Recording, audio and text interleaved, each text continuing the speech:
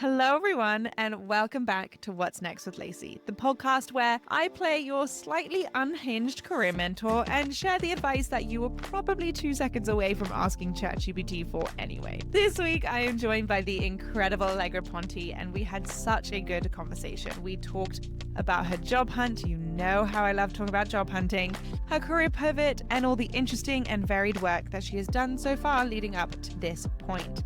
There's a bit of behind the scenes honesty, it wouldn't be What's Next without it, about what it actually feels like to be in this in-between stage. Sending applications, rethinking everything, trying to stay confident while also mildly spiraling. You know, all those fun things. We also bonded over our shared solution to career uncertainty. When in doubt, start a podcast. Allegra recently launched her own podcast, Stan, which is available wherever you get your podcast. She shares more about it in our conversation, but I really, really recommend listening. And yes, maybe you might hear a familiar voice over on that podcast soon. So go check it out. I cannot recommend it more. We covered all of that, as well as the emotional side of job searching, practical tips that helped her and helped me, and how to keep the momentum going when things feel a little stalled and a little tough. So if you're job hunting, if you're considering a pivot, or you are toying with the idea of building something of your own, then this one is certainly for you. But even if you're not, it is still worth a listen. Allegra is sharp and thoughtful and very funny, and genuinely, it was just such a fabulous conversation. As always, please, please, please send this episode to anyone who needs it, or honestly, just anyone, because I really appreciate every single listen. So with that, here's Allegra. Allegra, welcome to What's Next. I am so happy to have you here. I know we've been chatting for so long already, so that was like a really random, just like interject, let's start. You got to start somewhere. Yeah, it's myself. Unfortunately, as soon as I pick up the phone, I'm like, oh my God, how are you? No, I love it, as it should be. It's going to be such a great interview when it's always just so easy to just chat and get into the flow of things. And immediately off the bat, we just got into such a deep conversation and missed the chance to record it. So we'll start it now. But anyway, welcome. I am so excited to have you here and talk through your career, your podcast, your journey, everything. There's a lot to learn about you and so many interesting things, like we just said. There's so many interesting things. It has been a journey. I did not think that my life was going to end up this way. And I think I've just been hopping from one thing to the next. And it's been really, really exciting and quite odd. And I never think it's that odd until someone asks me to explain it to them. And I'm like, oh, this doesn't sound that great. Like this sounds very mismatched and a bit confusing. So I'm excited to talk about it. Yeah, I so feel that. I was just updating my resume and I was like looking at all my work, and I like kind of sat back for a second and I was like, what have I done?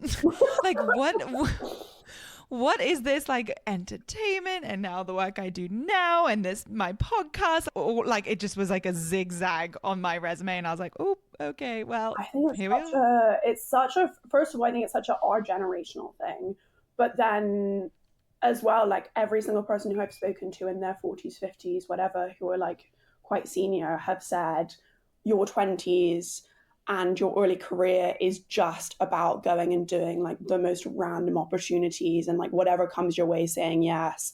And that's the only way that you're going to learn and find out how to do things and what you like. And I've had so many friends like pick up a random job and be like, I had no idea that like car batteries were my passion, but I just took this job and here I am. And I'm like, go off, sis. If I'm like, that's great. If that becomes your passion, then that becomes your passion. No, absolutely. I do agree with that for sure. Like your 20s are a time to explore, and you've so little riding on it. Like you have no one dependent on you yet, maybe, I don't know, but no one dependent. You've got a little bit more flexibility. So it is the time to explore, but also it's kind of like tough when you're seeing others do different paths and you're like, should I be doing that path instead? So having left consulting, because I went into consulting, not to like jump into the middle of our conversation, but I went into consulting basically to pursue a much more stable path. And after bouncing around and doing different things, like the idea of okay, at the end of this year, I might get a promotion, or like, being staged so specifically, like with consulting, at the end of every project, you get like a rating of where you are. And so Mm-hmm. that sort of clarity was really, really attractive to me. Yeah. And when I left, I felt so like, what position do I apply for? Because I'm doing a bit of a pivot right now. Mm-hmm. And would I be happier doing this? And I get stressed out. And then people are like, yeah, but remember how unhappy you were when you were doing that. Like, I'm like, oh my God, imagine if I stayed. And people are like, yeah, exactly. Imagine if you had stayed. Like, Yeah. you would be desperately unhappy. So there's the grass is always green on the other side, and there's always pros and cons to everything. But like, I know in myself, and I'm not going to put words in your mouth, but I think for you as well, like taking on such a trajectory like has a security to it, but a security that can be quite suffocating.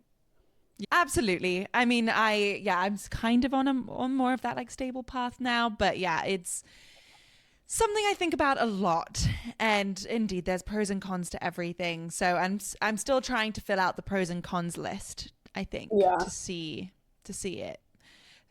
what I do next. But Yeah. let's turn to you. You just mentioned you were doing a pivot. Let's talk about that.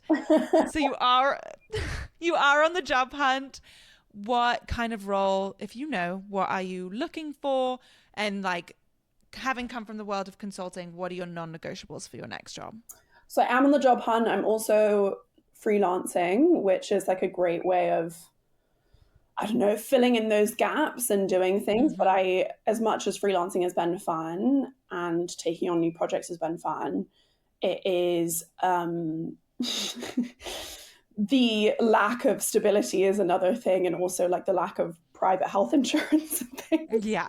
is really tough. So I'm currently on the job hunt. I'm quite flexible on what I'm doing. I just know I want to work somewhere a bit more creative. And this is surprising for me, but I thought I wanted to work somewhere remotely. But then after my last job, so in consulting, I got put on a remote project and I ended up being remote for like 7 months or something. Oh, wow. And yeah, it was really, and especially at the beginning of your career when you don't know that much, it really showed me how difficult it is and like how much you rely on someone to train you Yeah. properly and have someone there to answer your questions when you're not sure. But also, and I didn't think I was like this at all, but I miss the camaraderie of being in a team. Like, I am the chattiest person alive, and you can be going through a hellish period at work, but as long as you and your coworker can make each other laugh, it's a lot more, like, it does so much more for you than I think I realized. Yeah. So I wanted to do a, more in person role. And I've had some real shockers in the past with teams and bosses. So I essentially have turned down jobs in this job hunt where, and I've been super lucky to do this because I had a lot of savings coming out of my last job because I was in Mm-hmm. Dubai and I was doing a consulting job. But I've turned down positions where I've gotten very bad feelings from the team. One of the places I just got an offer from, the gentleman in one of the final round interviews said it was for a position in the Middle East. And he was like, you sound American and you've got a very sweet face. And he was like, are you sure you're ready to move to the Middle East? Because I just like don't think you're ready for it. And I was like, well, first of all, you obviously haven't read my CV because Yeah. I've already been I've there. lived there for like 3 years. But second of all, I was like, well, what do you mean? And he was like, well, I just can't deal with another sensitive one. Like, don't tell me. He was like, I mean, don't tell me you're a crier. And I was like, well, I am actually. Yeah. I was like, oh no, I'm so sorry. Yeah, no, I am a crier. But he was like, oh, you're not one of those criers, are you? And I was like, how often have you made someone cry? That needs to even be a Yeah, question. that's Like, asked this question in the interview. And then with other members of the team, I kind of voiced my concerns or my doubts, and they didn't allay them at all. In fact, they yeah. spoke in a very demeaning manner about like other members of the team. And so after that job process, like despite the fact it was a lovely offer, I was like, I just think I'm, it's not that I'm not able to like tough it out. It's just that like I don't have the patience for that anymore. And I've Yeah. realized how deeply like a team can affect your work, especially like I am a hard worker. I know I'm a hard worker. We went to college together. Mm-hmm. I was always, I feel very self motivated. I've always been one to study. I've always taken a lot of pride in my work. But there's nothing worse than being, like in consulting, locked in a boardroom at 3 a.m. and being with someone who is not being Yeah. respectful, is being a sad sack, is being nasty, is getting too stressed. Like it just completely changes the experience. It can go from being like a fun bonding experience to just like a hideous, soul crushing Yeah. situation. So yeah, that's what I'm mostly. That was a very long answer to a very short No, question. but also so valid and a great place to start. I think that, you know, when sometimes you are making a pivot or you are on the job hunt, you do get to a point where it's like, okay, I'll just take anything, but like that may not be the right thing to do, Yeah, because yes, you need something, but like a job is everything. Like it is the people you are spending the most amount of time with. yeah, And so you need to like the people who are around you, and you do sometimes forget that you can choose that is like part of a job search that you do have control over.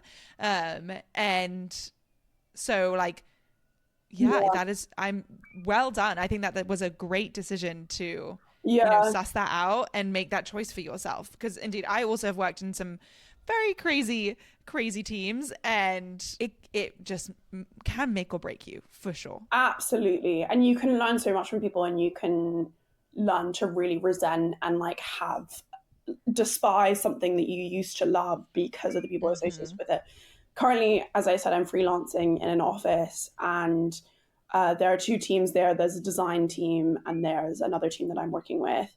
And the design team are so close, and they seem to really love each other. And I don't know when this episode's going to come out, but it's around Christmas time. So Mm-hmm. yesterday they were all giving each other Christmas presents, and they went out to their Christmas lunch, and they did this activity together. And one of them left to go on holiday with their family, and they were all hugging him goodbye, and being like, "Oh, Oh, I'll see that's you so in the next nice. bit." And I started to get quite emotional because I was like, "Oh my god, I wish I had that. Like, I wish I was part of a team that was like that." And it gave me like a real fortification in my choice to really prioritize the types of people that I'm working with. No, it is so important. The team that I work with now are just like absolute angels, and it's like, so it was coming from the world of entertainment, which is so known for being brutal. Like it Mm-hmm. was just crazy to me that everyone was so nice and supportive. I was like, what is this? Yeah. Or I like, don't know this world. yeah, I today I with this freelancing, I was doing this task and blah blah, and I'd gotten the brief, and then I'd finished the task. And then she mentioned something that I hadn't considered. I was doing this big research thing, and she was like, "Oh, because you know, blah blah, like you were supposed to bring out one aspect of the research, but it hadn't been clarified in the brief." And Mm-hmm. because of my previous experiences, I felt like panic rising in my throat, and I was like, "I'm so sorry that wasn't clear." And I had misinterpreted something that she'd said when we were discussing what I was doing, and I started to get like, I could feel panic coming on. And she was like, "It's really not a big deal." Like, Yeah. my whole body, I was like, "You're so right. It isn't a big deal." But I've been so scarred by previous experiences. And like you said, like your work is where you spend so much of your time. So if you're in 8 hours a day in panic response and terrified of doing anything wrong, you're never going to learn. You're never going to ask questions. You're never going to grow. And it's just, yeah, Yeah. it's horrendous. So, yes, I mean, so true. So important. Like, but it's like so important to say, and I think that isn't discussed enough, that like just workplaces just sometimes are not putting enough effort into like actually creating a proper respectful workplace community. But we could talk all day about that. Yeah, But yeah, yeah. talk Sorry. me through, no, talk me through your process so far? Where have you been finding jobs? Where did you find your freelancing job? Have you found any like surprising resources that have been useful during this time? I found my freelancing literally, and I hate people that say this because it's one of those really annoying truths, but through networking, it's the most painful thing. And especially when you're quite proud and you've had your ego bruised, like it's very difficult to go up to people and be like, I'm looking for work, I'm looking for advice, I'm looking for this. I found my current freelancing position through like 3 different introductions, as in one person introduced me to another, who introduced me to another. And you never know what's going to happen. It was initially just a conversation over the phone. And then she emailed me a week later and was like, I actually need you to come into the office and do something and I'll pay you this amount. So you never know where your next opportunity is coming from, especially with how violently bad online applications are these days and how difficult recruiters are finding the right people. One thing, I hate AI, but I have used this resource called Jack and Jill AI, which you have a conversation with it. It's like a chat bot, but you speak to a AI agent, I guess, and they ask you a bunch of questions like, where would you consider moving? What, like, is it important to you? Like, you can say to them, like, I really need to be in a good team, or I really need to work remotely, or I really need to, I really want to focus on the strategic aspect of the job, or really whatever.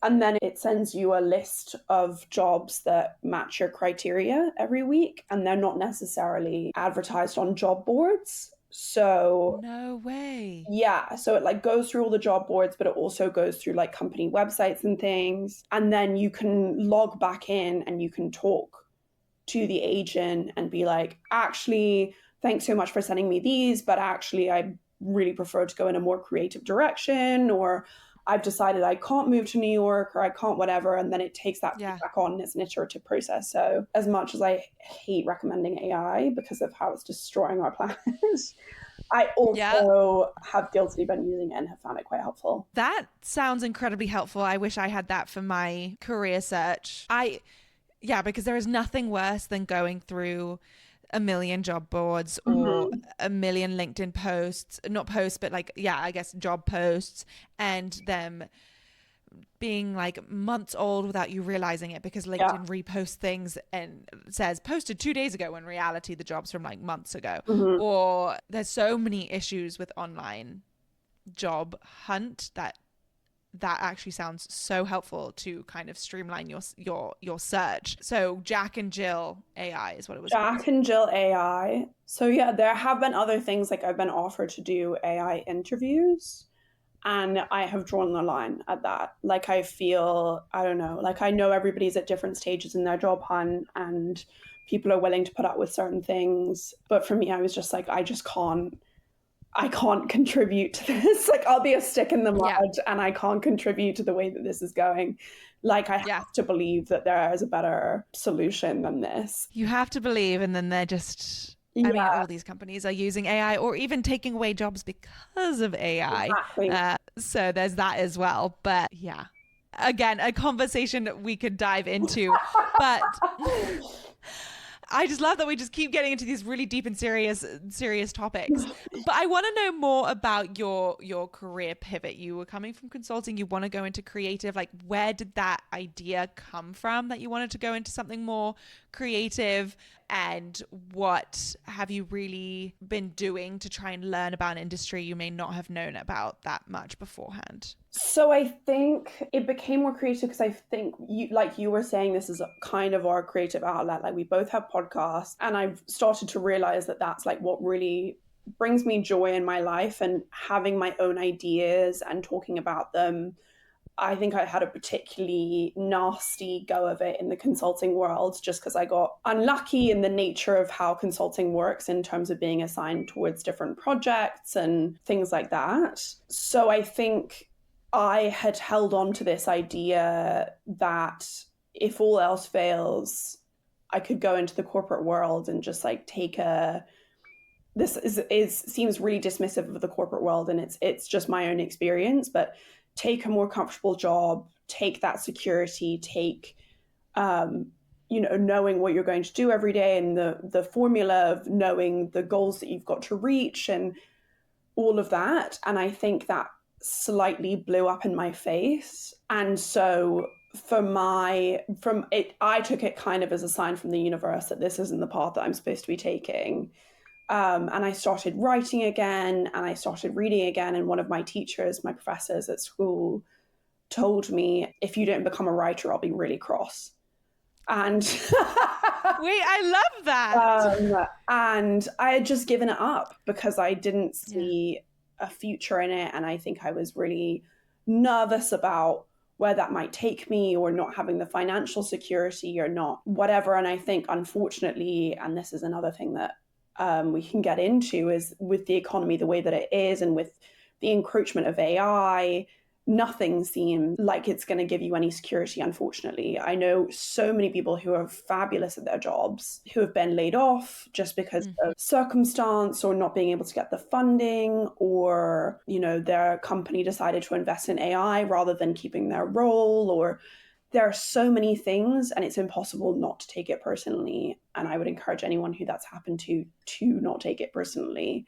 But I think in my experience, which was like adjacent to that, I realized like you can't control and you can't choose safety, unfortunately, in the world that we live in. And so you may as well just be doing something that you are excited about.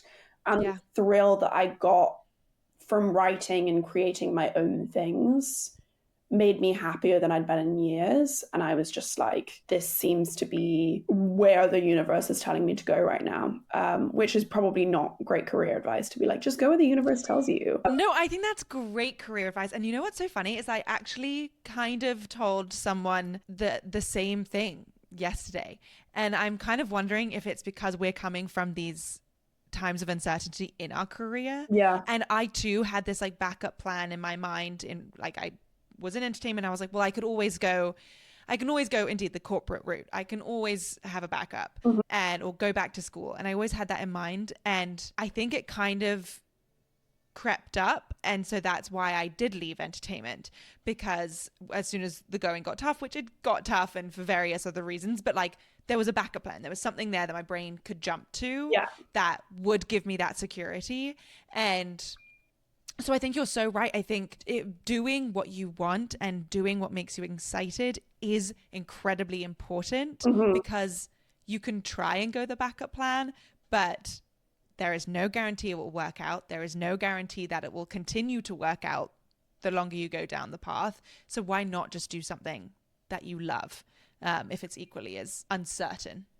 There's also something to be said about like, so in consulting and the work that I was doing in the region that I was doing it requires 12 to 16 hour days frequently. And I think there's something to be said about, for instance, like I'm doing this freelance job, it's 9 to 5, and I still have hours when I get home to draw, to record a podcast episode, to do whatever. So if you don't feel like you're committing yourself full time to your creative endeavors, if that's what you want to do, and you're just kind of tiding yourself over and then doing what makes you happy in your free time, like don't feel bad, don't feel like you're supposed to be quitting your job and like going all in. There's always a balance, and there's always a way to make it work. But yeah, I could, in my experience in the corporate world, I was working 16-hour days, and even when I got to the weekend, I was just too exhausted to do anything other than sleep. So through that specific experience, I'm like, if I'm not getting the security or the pros of what I thought this situation would bring me, I'm not going to stay for the cons. So then I know that the job hunt is incredibly hard. So aside from your creative projects and your podcast, which we'll get to, what are some things that you're doing to just kind of keep yourself sane and keep yourself like happy? It's a genuine question because it was a real struggle for me. And I know, talking to other unemployed people, that it is a real struggle. So what do you do to keep yourself sane? Yeah, oh my God, it's such a struggle. And if you are listening to this and you're unemployed, I see you. It's fine. Yeah. I have a lot of friends who have never been unemployed, and they're seeing me, you know, I'll text them and be like, do you want to go for coffee or whatever? And they're like, oh, I wish I could spend my days going for coffee. And I'm like, no, it's not, you know, it's not what you think it is. Even having picked up this freelance job, unfortunately, the way that my mind works is that I'm a lot more productive when I have things to structure myself around. And I'm a big believer in everything takes the amount of time that you give it. So if you've given yourself the whole day to go to the gym, you're going to take the whole day to go to the gym. But if you've given yourself an hour after work, you're going to take that hour and do something else. And unfortunately, I've been conditioned, having been grown up, like having been raised in a capitalist society, that productivity is self-worth. So not being productive is extremely tough. And then on top of that, not being motivated to feel productive because you're feeling sad, or in my case, you've got mental health issues or whatever, it all just compounds. So yeah, I feel you. It is really tough. The things that I can say is you will never regret exercising, even if it's just going for a walk. I've rediscovered swimming, and it has been an utter joy. And every time I feel like I'm on the edge of like, whatever, if I call my mum and I'm in floods of tears, she's like, oh my God, go for a walk. Like a 20-minute walk, your life will change. And unfortunately, she's right. I know. I also think two other things. You will never, similarly to exercising, you will never regret investing in your community.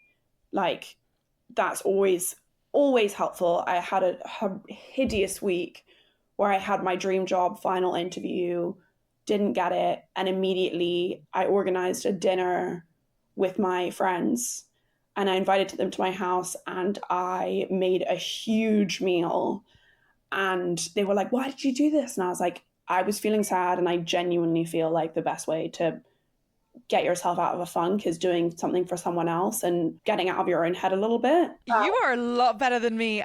When I didn't get like what I was so excited about, I was final round, didn't get it ultimately. I didn't see a soul. Like I couldn't do anything. I couldn't like function as a human. I was like, it was so embarrassing. I was like crying so loudly in my apartment. My roommates and my roommates' parents were there. It was like super awkward. But anyway, I am so impressed with your ability to like cook and host people. I truly just like got on the subway, crying. A guy who I never get offered a seat. A guy was like, "Are you okay? Do you need to sit down?" Because I was just like sobbing so much, and I was like, "I'm okay."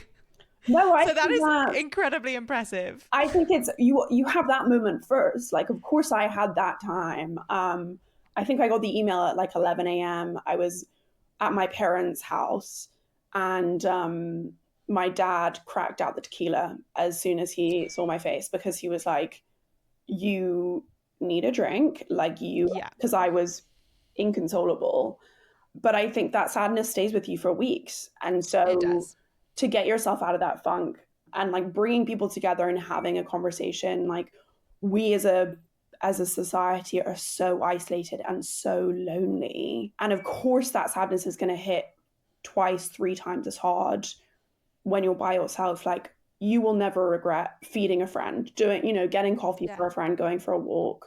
I promise you will feel so much better. And then the last one is that like knowing that the path is never, ever, ever easy. And someone said this to me in college once, I was like crying over finals or some shit like that, which is perfect to my point. Like it felt so huge at the time. And now I look back at it and I'm like, what the fuck was I so stressed about? And they were like, think about all the times in your life that you've been stressed, and then think about all the times where it's been irretrievably bad and like you haven't learned something or you haven't salvaged anything out of the situation, and it's none. You're gonna be fine. It's just a setback, girl. It is what it is. So yeah, that's how I'm finding joy. But it's fucking hard. Like it is really difficult, and it's even harder knowing that people think that you are just like swanning around, taking walks, going for coffees, you know, applying in cute little cafes. Like, no, it's tough. I had someone say that to me when I was unemployed. I also had someone say, wow, you're actually telling people you're unemployed? And I was like, ew. Yeah. And he was like, oh, I'd be so embarrassed. What? I was What? like genuinely, I don't know. Actually, it was at some event that I was at where I didn't really know people, and I was just kind of talking to people because that's how, you know, it wasn't with someone that I knew because they would have known that I was unemployed. But yeah, he just straight up was like, wow, I'd be so embarrassed. I wouldn't be telling anyone. I was like, okay, well, that's you. I'm me and I share everything. So, and Like a normal yeah, person. Also, like like a normal person. it's nothing to be ashamed of. Like it happens to everybody. Truly. It can also be for a million reasons. Like you could have quit your job to care for a family member, or, Mm-hmm. you know, because you had, God forbid, an abusive boss or whatever. Like you could have gotten laid off because your job was taken over by AI. There's so many reasons. There's no shame in it. It happens to Yeah. everybody. And this, unfortunately, this person, first of all, it's going to happen to them, and they're going to be shocked because it Mm-hmm. might not be anything that they've done. It's not like they've messed up. But also, they're going to feel like they have no one to talk to about it because they've created this weird self imposed shame. Yeah. And it's Yeah. like, yeah, anyway, my biggest pet peeve is being judgmental. And it's one of those things as well where I have such a big social anxiety of people, you know, of course, people aren't thinking of you that way. And like, you would never think that way about someone else. So, like, why are you anxious about it? And then you meet someone who fulfills all of those things that you've been telling yourself that that you think are ridiculous. And it just sends you spiraling again. But like, yeah, that man is the odd person out. He's not everybody. Totally, totally. No, I will say I think I was deep enough in my unemployment that I was just like, I like couldn't give a crap what you were Yeah. saying to me right now. But I have so many other things to worry about than your opinion Ugh. of me and me telling people about my unemployment. But yeah, crazy. Moving on to like way more fun topics.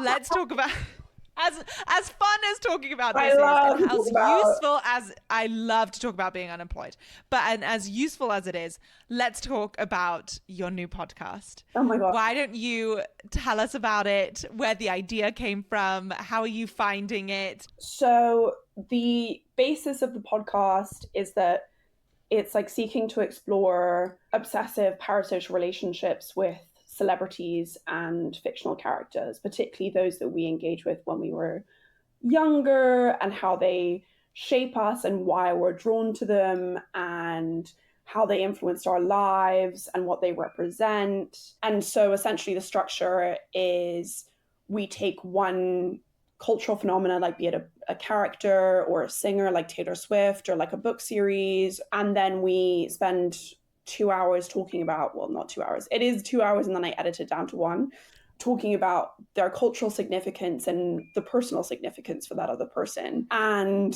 there are a million reasons why I set it up. I think as a child, I was definitely someone with like very, very big feelings, and I can and will emotionally connect to a brick wall, like given half the opportunity. So when I read books, because I was a voracious reader, I still am, I felt so overcome with emotion, and I would make myself feel crazy because I'd be like, why am I obsessed with this person, and why does it feel so real to me when I know rationally that it's not? So it was that, like, on a personal level. And then also I studied anthropology at college, and I've always been really interested in how society is structured. And I think with social media and the internet and like the mass commercialization, commodification of literally every single thing, including ourselves, it just made so much sense, and it linked to so many things about like why celebrities will have different skincare brands, or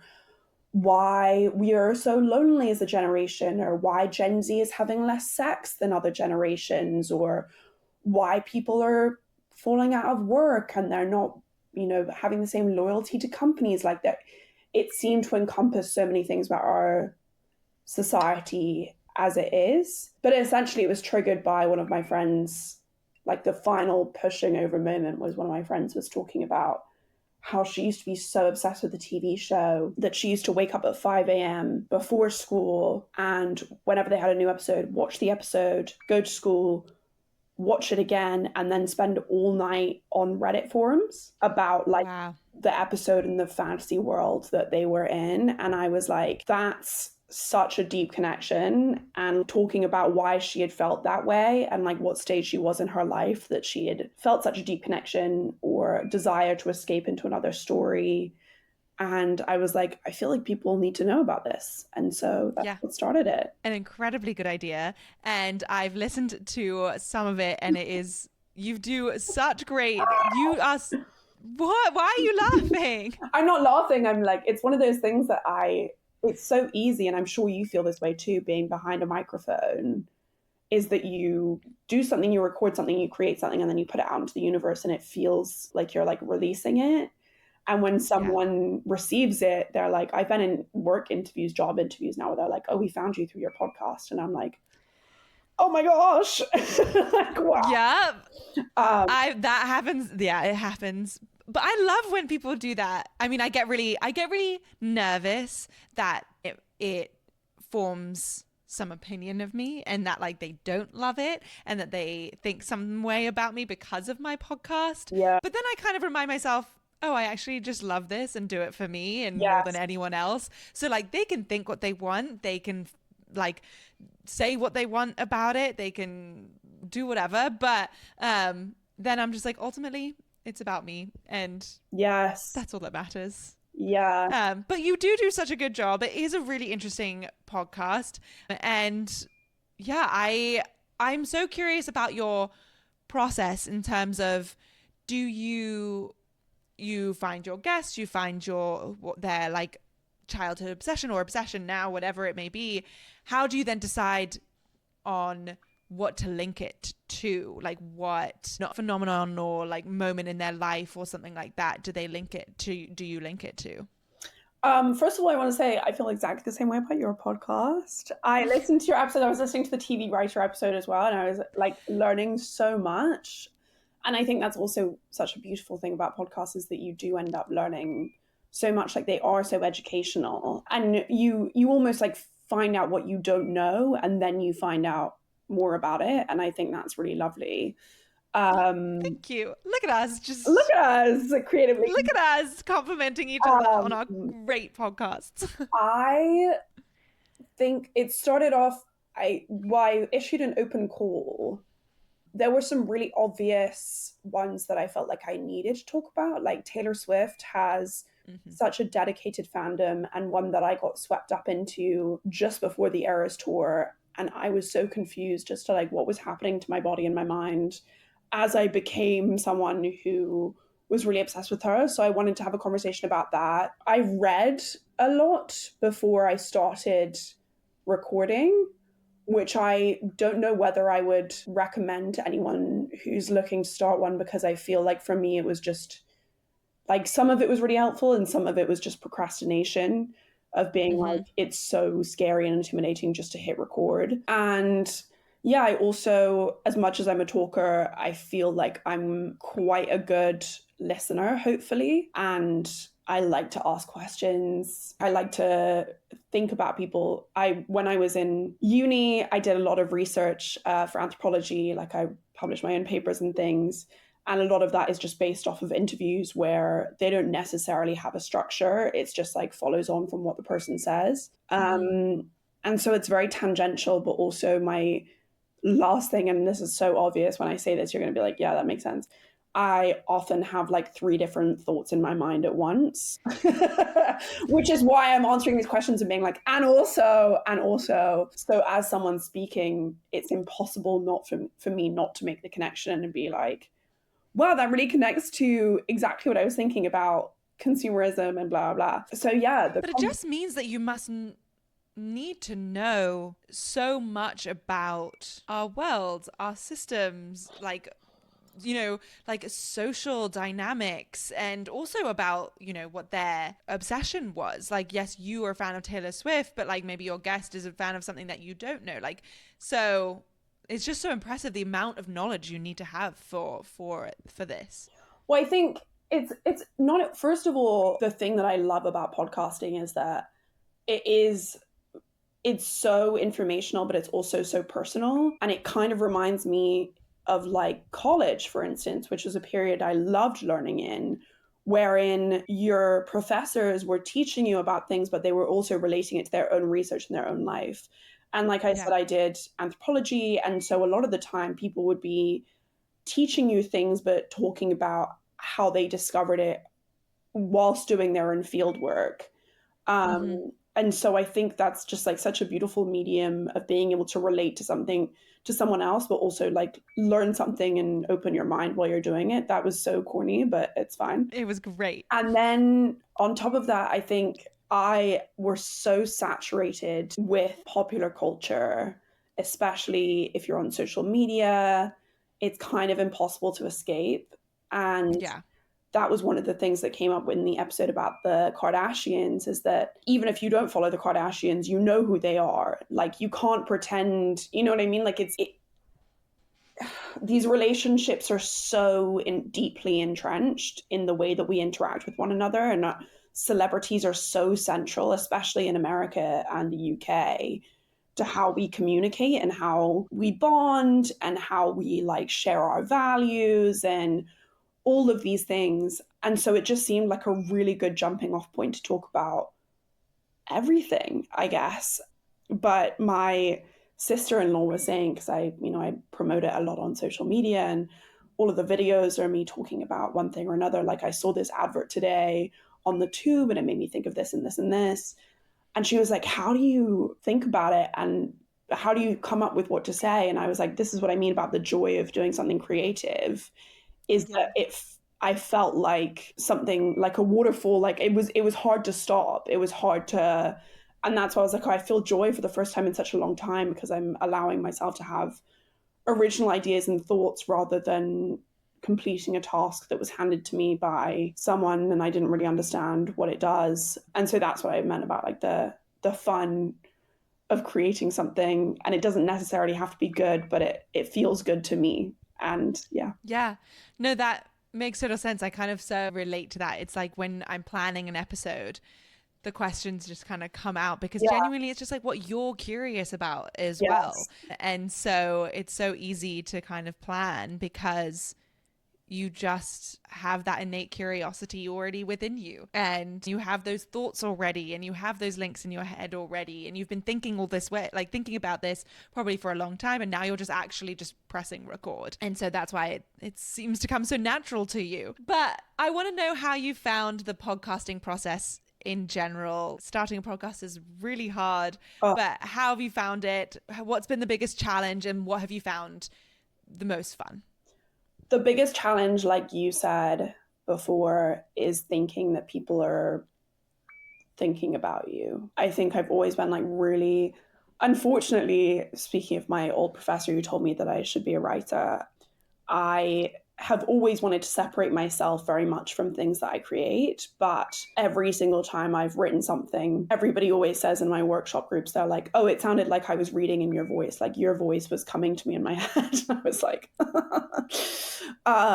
so I think kind of finally giving into the idea that you're putting something of yourself in it was really difficult. And then with that, knowing that once you've allowed yourself to be in it, you've also allowed yourself to be judged, which Mm-hmm. was, really difficult. But again, like I said before, you have those social anxiety thoughts where you're like, oh my God, everyone's going to think I'm so weird.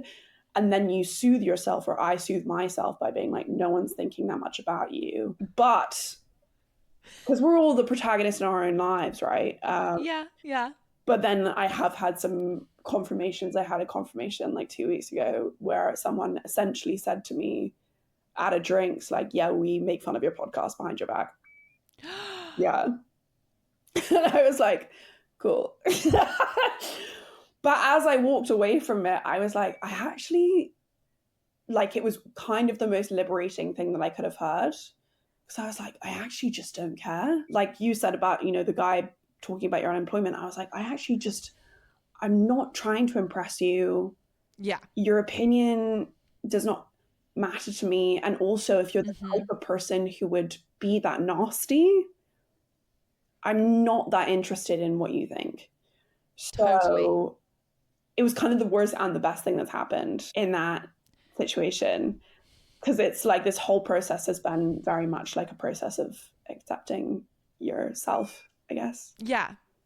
1000%. I could not agree more. It is such a vulnerable thing to do, to put like a product of yours out there and not have some, you know, big platform to like stand up on and like defend you from anything like that. So yeah, you know, you're going to be talking about it to like people and they're going to have opinions. And yeah, if they're going to say that to your face, I'm sure people are making fun of my podcast behind my back, but I'm like, if they're going to say that to your face, like that is not someone I need to be talking to or listening to. And I'm going to keep making my podcast just to prove you wrong, give you more content if you really need it. I also like, it was really nice because it was something that I had in the back of my mind, like, oh my God, what if this happens? And then when it happened, I literally just like laughed. And I was like, that's really, my thought process was like, that's really sad that you... They're probably also just jealous that they didn't do it themselves. Like that they could never do something like that themselves. So that's the only reason people would honestly. At least that's what I tell myself. That's what I tell myself also. And Delulu is the Delulu. Like I genuinely, it was such a thing that I had such an insecurity about it. And then as soon as someone said something, it kind of like, it felt like the spell was broken. And I was like, okay, so now the worst thing has happened. Like now I can do whatever the fuck I want. So yeah, it was great. And unlock more like creativity and freedom and all of that. Yeah, and being less, I'm like, whatever. Sometimes I post on my LinkedIn as well. And people from my old job have been seeing me post things about Kim's vaginal wig on LinkedIn. And then I get a notification being like, your old boss from your consulting has seen your profile. And I was like, this is hideous. And then I was like, you know what? It's actually not that bad. It's fine. Like, it's not that bad. Yeah, if this Welcome is to the world. Like, scenario, we're okay. Like, we're gonna be fine. Yeah, totally fine. And then, so obviously you are in the early stages, but what would be your dream scenario for your podcast or any of your creative work that you've been able to really focus on during this time? I think my dream, my vision board is to be, and this came to me like recently, I would love to be a mixture of Amelia de Moldenberg and love her David Sedaris, the writer. I think they're both, I'm scared of David Sedaris insofar as I think I never want to meet him because I just adore him too much. If you're out there listening to this, stay away from me. Oh, I wish I could say that he was. That would be hilarious. I doubt it. Yeah. You know, I always when I'm making videos and things, I like when we talk about celebrities, and I'm like, I'm so sorry, like Joe Jonas, if you're listening, and then I'm like, I don't think Joe Jonas is listening to this. One day they will be, I'm sure. They will.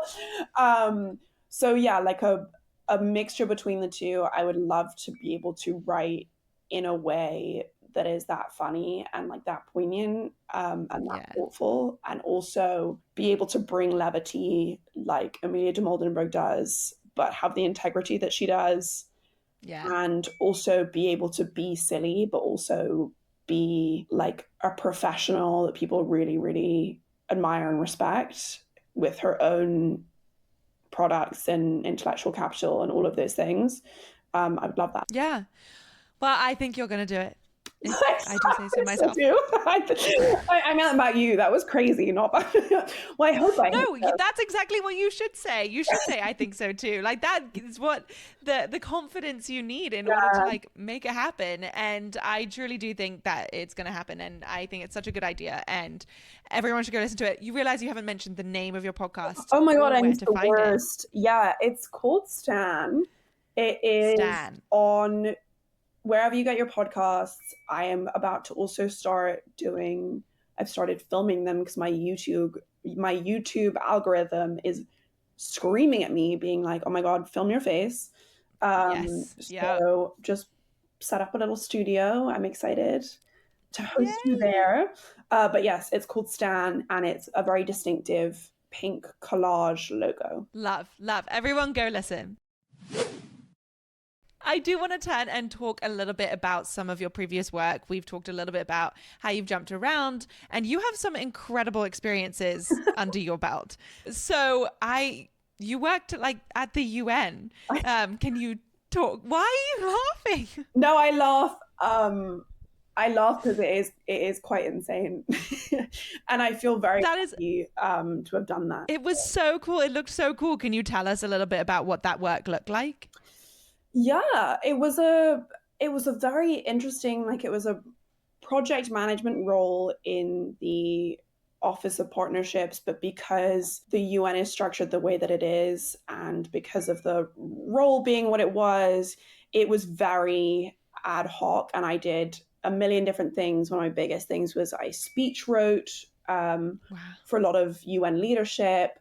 But then, you would go from one day doing that to the next day running errands around the UN complex because you have the security permissions to do that. I also was editing a lot of stuff that came out of the SDG studio, which was really cool. We were event planning, and that was great. I will That's say awesome. about the Secretariat, which is the big building in New York, the Mm-hmm. HQ, and like the offices that are held within that, is that the UN does really, really great work in its field offices. And I just felt, despite the fact that I was like dispersing money and giving support to those kinds of people, like grassroots organizations, it felt really far removed from it. And even though I knew, like in my heart of hearts, like you are doing good things, I guess in quite a selfish and narcissistic way, I was like, I would like to see the impact that it's having firsthand so that I know that I can have the pride in my work that I want to, especially with the controversies that the UN has been involved in the past about the disconnect between impact and investment, and all these well laid plans going horribly awry. That was my one thing that I wish I had done a bit differently. I mean, it sounds like an incredible job though, in that you got to experience so much and so many different things that like how did you get that? Was this before, because you went to grad school as well, was this before or after your grad school?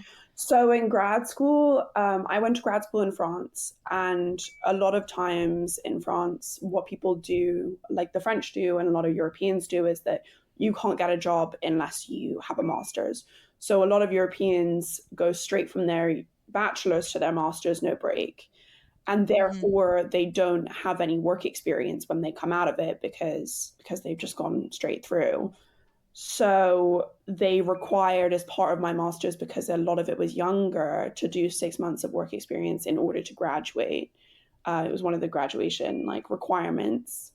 So it's also crazy because I had applied for every single UN job that I've ever seen since that I was like remotely eligible for since I was like 17, and Wow. had never gotten it. It was such a huge dream of mine. And when I did get it, it was literally just like by applying online. And the lady who interviewed me eventually became my boss. I mean, I'm sure there are other reasons she picked up my resume, I hope. But she was like, "Oh, my name's Allegra," as we've established. And she was like, "Oh, that means happiness and charm and enthusiasm in Italian." And I was like, "Yeah, I'm aware." And she was like, "Oh, we need some of that. We need some more of that in the office. And like, you seem like a nice, competent person, so like, I guess you got the job." And I was like, "Oh." So if anyone's job searching out there and they're thinking like, "Oh my God, I didn't get it because I didn't do XYZ, or I didn't put a bullet like it in my resume," I think let that be your reminder. Please don't be like upset to hear that, because I was really bummed up. But I was like, let that be your reminder that sometimes it is just luck. And also, every application that you submit going up to the one that's accepted, you're learning something from. Like, I Yeah. got accepted when I was 22, 23, and I had been applying for 5, 6 years. Yeah. So yeah, it really bummed me out at the time that that was what she said, and maybe she was just trying to be funny. But Yeah. It really like hurt my heart. And then when I got there, I was like, you know what? It all worked towards something. There was another reason why she, but yeah, that's what she I'm said in the interview. Wow. I mean, I am so sure that there were other reasons that you got a job at the UN than just that. But that is such good advice that you really never know why you don't get a job. And Yeah. you can hum and ha and you can think about it and you can hark on it for so long, but you never know. And it is truly just out of your control. And I think that's honestly the worst part of job hunting, is that it's just all out of your control and you can only control the things you can. And Yeah. other than that, it's up to the gods. But what a really cool experience. So why did you decide to go to grad school and grad school in France? I think that there are so many reasons. There were a lot of personal reasons, like circumstantial reasons, but the semi-official answer and the answer that I give in like interviews is I had spent a year in Egypt leading up to grad school. So I graduated from undergrad and I moved to Cairo. And I think I was very much confronted with the reality that like I had had such a sheltered life growing up. I grew up in London and then I moved to New York and I went to an Ivy League school, and I had such clear values about like, or ideas about how the world should work and what's right and what's wrong. And then I moved to Egypt and I realized like I knew absolutely nothing. Yeah. And it was really great. But I started to realize like I needed to have some more practical experience to know what I was dealing with. And then also as well at the same time, which is like the unofficial answer, but also like, all my friends were moving on. I had broken up with my partner. I applied to grad school in a flurry, and it just like all the stars aligned, and it really seemed to make sense for me at the time. Yeah. And in terms of France, it was just the best course that I could find. I studied human rights. I looked up the best schools for human rights, and it was the first one that came up. So I was like, I'm going to apply here. Yeah. I love that. That's a great method of finding a school. Why all the various locations? Like, what drove you to live in Egypt, live in France, live in because you said you were in Dubai. Is that where you were for consulting? I was, yeah. I was in the UAE. So the trajectory has been London, New York, Cairo, Paris, Dubai, and now we don't know where the next one's going to be. I think for me, two reasons, like very early on, I realized, as much as I thought I knew that I had had a sheltered life when I got to Egypt, I was like, oh no, I'm really sheltered. But I knew that there was like a lot more to the world than I had been exposed to. And I wasn't sure what I wanted to do. And I knew I wanted to travel. And so I was like, rather than letting a job take me to a place, I was like, why don't I choose a place and find a job there? And essentially, I dated someone in college who was a bit older than me. He was not inappropriately older. He was just like a little bit older. And he graduated before I did. And he broke up with me because he said that he was starting a finance job, and he was like, and I just like don't have time for a girlfriend. And I was like, okay. It's like, I mean, you've got these like delusions of grandeur. And I think it's really indicative of like, these kids come out of college and they get their first job and they pour so much importance into it. And now I know like he was probably just trying to find an excuse and whatever. And I used to tell younger girls in college when they were like, oh yeah, he's really busy with work right now. I was like, baby, he's not that busy. Like no one's that busy. Yeah. No one's that busy. Yeah. If someone's breaking up with you because they are working, like unless they're the president, like I don't, he's just not the one for you. But because of that, I knew a lot of people who were a few years above in college. They all graduated. A lot of people from our college went into finance roles, and I would see them out on the town. And because I kind of peripherally knew them, and because I'm a girl, and because they'd been drinking or whatever, they would always take me aside and be like, I'm so unhappy. I graduated college. I thought I was, I signed the big paycheck. Now I work my entire life. I never see my friends. I hate my job. And so that just gave me further confirmation that I was like, okay, this ain't it. So I applied to a bunch of different fellowships, got the fellowship in Cairo, took it. It got taken away because of COVID. And so I started applying to a bunch of other jobs. And I was thinking if I was going to move to Cairo, then I may as well just apply to a job in Cairo. And I got that job, and it just seemed like the right thing to do. Then I got into grad school in Paris, and I left for Paris. And then I missed the Middle East, even though the Middle East isn't necessarily the correct term, but I missed the Middle East, and I missed speaking Arabic, and I missed the independence of like growing my own life and all the adventure that came with that. And so, but Cairo was having a really rough time. It's extremely difficult, especially when I knew that I wanted to move back to England to settle down eventually, to start your career in Cairo, because there aren't that many opportunities. And the salary is very different. So I was like, where can I go that offers me the proximity to those things that I loved, but I can build a like stable future for myself, and ended up in the UAE. That is so amazing. I wish I had that sense of adventure. I have been in London and then in New York, and that is it. And that sounds awesome to be in all those places.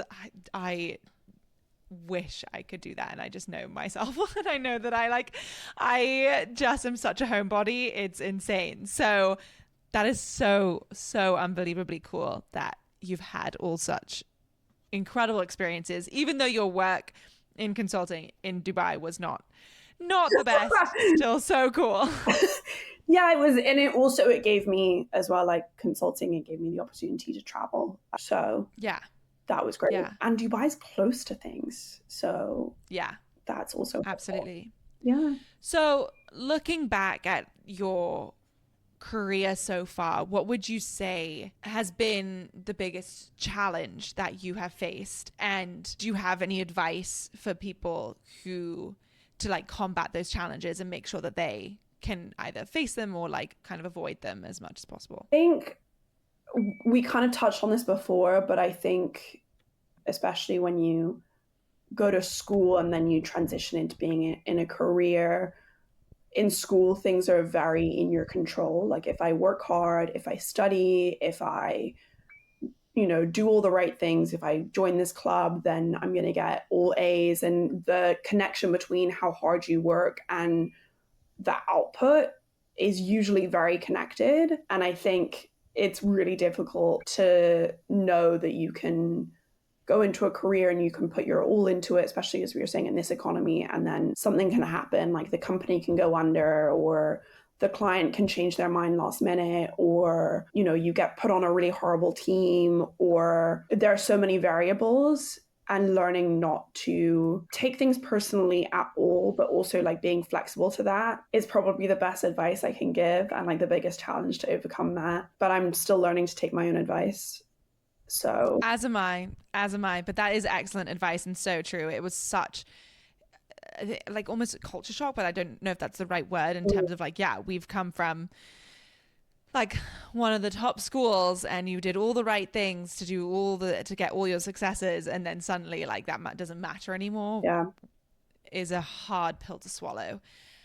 And then on the flip side of that, what's like been your proudest moment? I know careers are tough and there's a lot of turnover and all of that, but what's been the proudest moment you've had so far? It's a really good question and really difficult to answer, because I'm so hard on myself as a person and like don't allow myself to celebrate my wins, which is something that I'm like really trying to work on. But I think knowing, like being able to celebrate, being able to recognize how much progress there's been, even if it hasn't been linear, has been a huge highlight. So like, I don't know, I was at a party last week and I feel very disconnected in a very sad way from Egypt and the UAE and blah, blah. I was at a party last week and I was wearing a shirt that had Arabic on it. And someone asked me what it meant. And then I was like, oh, it means this. And then I ended up being in the smoking area of this club, teaching people how to read Arabic.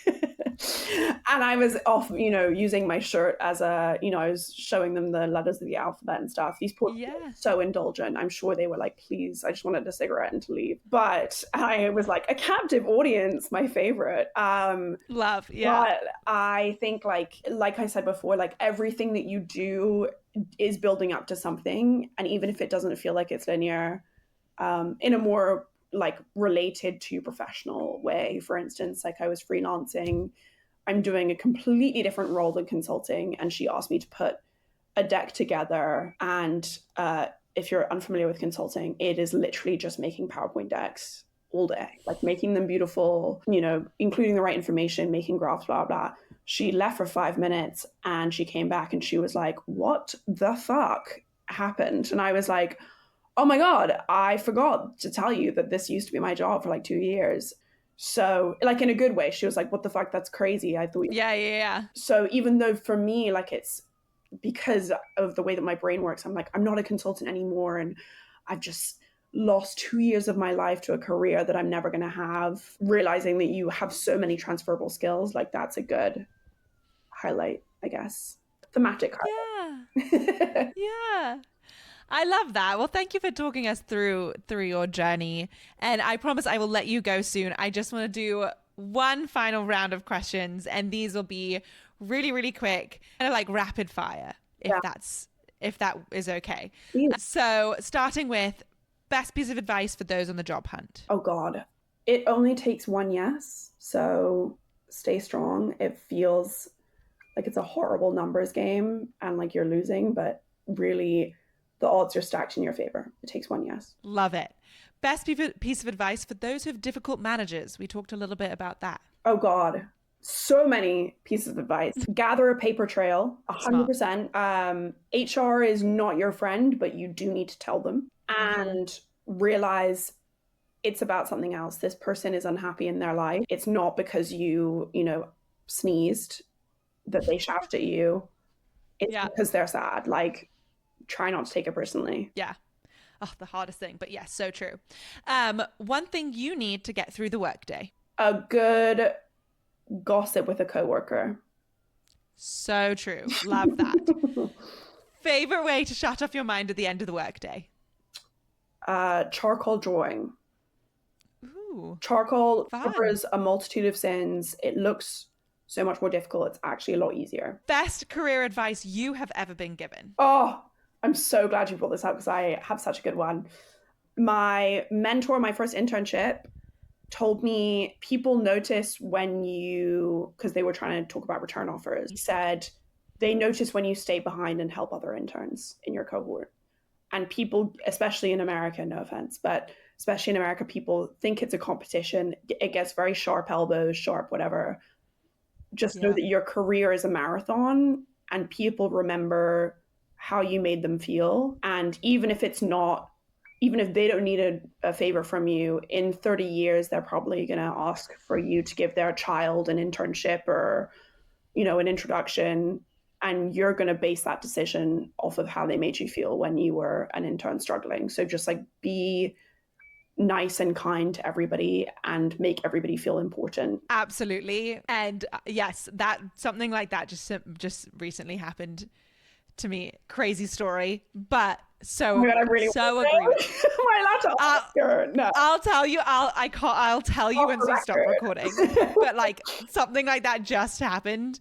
And yeah, it bit some people on the butt. But anyway, so yes, could not agree more with that advice.